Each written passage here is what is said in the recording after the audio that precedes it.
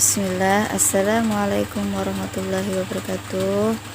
Apa kabarnya hari ini kelas 3? Semoga sehat selalu ya dan tetap semangat belajarnya. Baik, hari ini kita lanjut materi tematik kita ya, yaitu kita masuk di tema 7, menyikapi perkembangan teknologi dan berakhlak mulia. Subtema 1, perkembangan teknologi produksi pangan. Adapun muatan yang akan kita pelajari yaitu bahasa Indonesia dan PPKN. Baik, masuk di mapel bahasa Indonesia. Di sini kita akan belajar mengenai perkembangan teknologi produksi pangan. Nah, namun sebelum itu kita harus tahu dulu apa itu pangan. Pangan adalah makanan. Nah, kebutuhan pokok manusia yang berasal dari hewan biasanya dihasilkan dari peternakan, sedangkan kebutuhan pokok manusia yang berasal dari tumbuhan biasanya dihasilkan dari pertanian dan hasil perkebunan. Kenapa ada teknologi pangan? Hasil pertanian dan peternakan tidak dapat bertahan lama.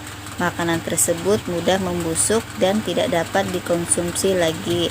Nah, cara yang dapat kita lakukan untuk membuat makanan tersebut bisa bertahan lama adalah dengan menggunakan teknologi pangan. Nah, seperti ini ya, kenapa ada teknologi pangan. Sudah jelas ya penjelasannya.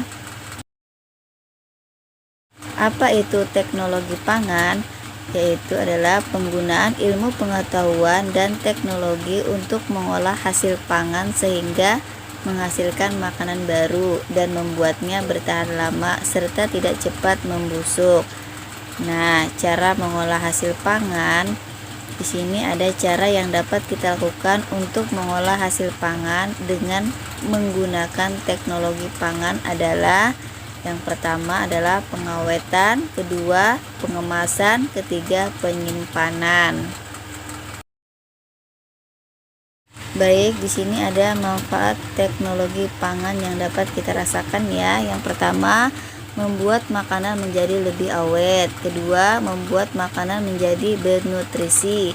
Ketiga, membuat makanan bebas dari penyakit. Keempat, membuat makanan lebih praktis untuk dimakan. Kelima, dapat mengurangi sisa bahan pangan. Keenam, meningkatkan kreativitas produsen pembuat makanan olahan. Ketujuh, meningkatkan pendapatan produsen mengolah makanan. Lanjut, hasil teknologi pangan dari tumbuhan. Di sini ada singkong. Singkong bisa kita buat menjadi keripik singkong, tepung tapioka. Di sini juga ada jagung. Jagung bisa kita buat menjadi tepung maizena atau popcorn. Di sini juga ada kedelai. Kedelai bisa kita buat menjadi tempe, tahu, kecap, susu kedelai. Ada juga kelapa. Kelapa bisa kita buat menjadi santan, nata de coco, minyak kelapa. Ada juga sayuran. Sayuran bisa kita buat asinan, keripik bayam dan lainnya. Di sini juga ada padi, bisa kita buat menjadi beras, dan juga buah-buahan bisa kita buat menjadi selai, jus, manisan. Baik, di sini ada hasil teknologi pangan dari hewan. Yang tadi tumbuhan sudah kita pelajari. Di sini ada ikan. Ikan bisa kita buat menjadi minyak ikan, bakso, ikan sarden. Ada juga di sini sapi ya. Sapi itu bisa kita buat menjadi dagingnya di sini ya, jadi kornet, sosis dan bakso. Lanjut, di sini juga ada susu sapi. Susu sapi bisa kita buat menjadi susu, keju, yogurt, mentega. Ada juga ayam. Ayam bisa kita buat menjadi bakso, sosis. Selanjutnya ada telur bebek, bisa kita buat menjadi telur asin. Baik, kita lanjut. Kita di sini akan mempelajari kalimat perintah. Kalimat perintah yaitu adalah merupakan kalimat yang ditujukan kepada seseorang untuk melakukan sesuatu. Nah, kalimat perintah di sini diakhiri dengan tanda seru ya. Nah, kalimat perintah dapat berupa ajakan, persilahan, dan larangan. Contoh di sini bisa kita lihat yang pertama, sholatlah. Nah, itu adalah kalimat perintah. Yang kedua, ayo kita sholat berjamaah. Nah, itu adalah kalimat perintah yang berupa ajakan.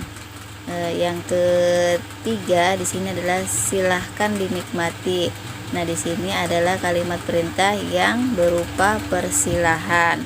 Yang keempat, jangan bertengkar. Nah, di sini merupakan kalimat perintah larangan. Nah, seperti ini ya, kalimat perintah itu ada 3, bisa berupa ajakan, persilahan, dan larangan, dan diakhiri dengan tanda seru, jangan lupa.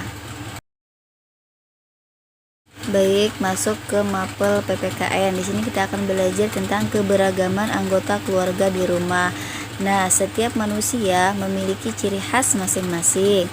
Perbedaan ciri tersebut menimbulkan keberagaman anggota keluarga di rumah ya. Nah, ada perbedaan kebiasaan, karakter atau sifat, kegemaran, dan masih banyak lagi lainnya. Salah satu contoh kegemaran di rumah yaitu perbedaan makanan kesukaan. Nah, ada yang menyukai makanan yang diolah dari ikan, ayam, buah-buahan, sayur-sayuran, dan masih banyak lagi. Nah, dengan itu, walaupun kita berbeda makanan kesukaan, semua anggota keluarga tetap harus saling menghargai. Dengan demikian akan tercipta keluarga yang rukun dan harmonis. Nah, di sini ada manfaat keberagaman di rumah. Yang pertama, dengan adanya keberagaman sikap dan karakter di rumah, setiap anggota keluarga dapat mengetahui dan memahami sifat masing-masing. Sebagai contoh, berkata lemah lembut kepada anggota keluarga yang sedang dalam kesulitan. Kedua, dapat mengembangkan sikap menghargai, menyayangi, dan menghormati perasaan orang lain. Contohnya di sini sifat adik yang periang dapat menghibur ketika kakak sedang sedih. Ketiga, yaitu perbedaan kemampuan dalam keluarga bermanfaat saat kita bekerja sama. Misalnya kerjasama ketika membersihkan rumah. Dengan bekerja sama, kegiatan yang dilakukan menjadi lebih cepat selesai. Alhamdulillah, pembelajaran tematik hari ini sudah selesai ya. Semoga bisa dipahami dan disimak video pembelajarannya dengan baik. Ibu akhiri, barakallahu fikum. Syukran. Assalamualaikum warahmatullahi wabarakatuh.